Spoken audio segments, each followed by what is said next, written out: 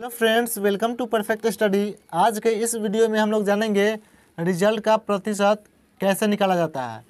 जैसे आप मैट्रिक का एग्ज़ाम दिए होंगे या फिर इंटर का एग्ज़ाम दिए होंगे या आगे कोई सा भी एग्ज़ाम दिए होंगे, तो उसमें जो भी आपका नंबर आया है, अगर आपसे पूछ दिया जाए कि जो नंबर आपका आया है मैट्रिक या इंटर या कोई सा भी एग्ज़ाम में, वह कितना प्रतिशत आया है, तो आप क्या बताओगे। तो वही इस वीडियो में अच्छे से समझेंगे कि रिज़ल्ट का प्रतिशत कैसे निकाला जाता है। तो चलिए वीडियो को स्टार्ट करते हैं। तो यहाँ पे लिखा हुआ है पूर्णांक, और इंग्लिश में इसे बोलते हैं टोटल मार्क्स। तो पूर्णांक को इंग्लिश में बोलते हैं टोटल मार्क्स। और ये पूर्णांक होता क्या है, सबसे पहले इसको समझते हैं।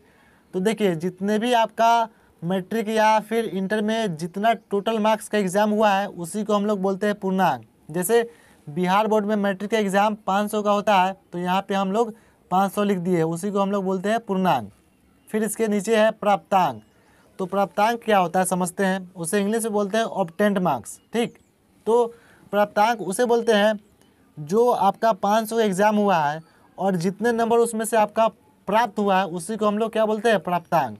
जैसे कि यहाँ पे एग्ज़ाम हुआ है 500 का, तो ये पूर्णांक है, और उसमें से 375 जो आया है वही हुआ प्राप्तांक। ठीक, तो अब समझते हैं रिजल्ट का प्रतिशत कैसे निकालते हैं। तो देखिए, सबसे पहले आपको क्या करना है, एक लाइन इस तरह से ड्रॉ कर लेना है। ठीक है, और ये जो पूर्णांक है उसे हम लोग क्या करेंगे, नीचे लिखेंगे। 500 का एग्ज़ाम हुआ है तो 500 हम लोग नीचे लिखेंगे। तो पेड़ का जो जड़ होता है वह हमेशा कहाँ पे होता है, तो सबसे नीचे होता है।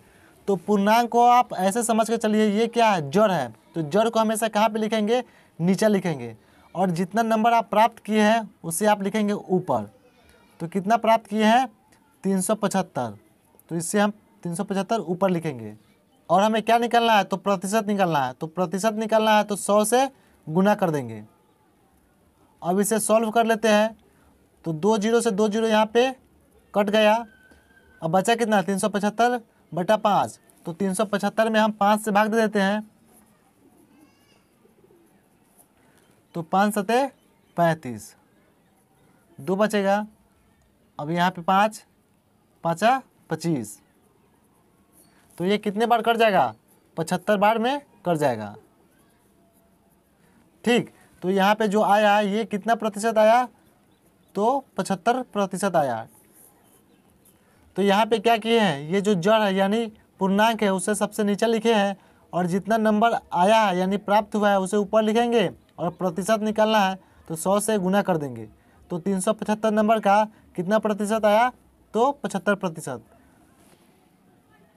तो जैसे मान लीजिए किसी का नंबर आया है 415, तो वह कितना प्रतिशत हुआ, तो उसे कैसे निकालेंगे। तो देखिए, तो सबसे पहले हम क्या करते हैं, जो जड़ होता है उसको हम लोग नीचे लिखते हैं। तो 500 का एग्ज़ाम होता है तो 500 का हम नीचे लिख देंगे, और कितना नंबर आया है, तो 415, तो ऊपर में लिखेंगे 415। और हमें क्या करना है, और प्रतिशत निकालना है तो 100 से गुना कर देंगे। अब इसके बाद क्या करते हैं, सॉल्व कर लेते हैं। तो 2 जीरो से यहाँ पे 2 जीरो कैंसिल। अब बचा कितना, 415 बटा 5। तो 415 में 5 से भाग दे देंगे, 415 में 5 से, तो 5 अठे 40, बचा 1, यहाँ पे आया 5, 5 तिहाई 15। तो यहाँ पे इसे कितना बार में कट जाएगा, 83 बार में।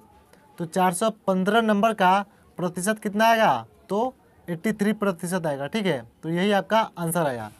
तो चलिए, ये तो था जो नंबर है उसे हम प्रतिशत में कैसे बदलते हैं। अगर आपको प्रतिशत में दे दिया जाए, अगर आपसे पूछा जाए कि यह कितना नंबर आया, तो उसे आप कैसे सॉल्व करेंगे, तो चलिए उसे भी देख लेते हैं। तो यहाँ पे पूर्णांक 500 है और प्रतिशत 83% है।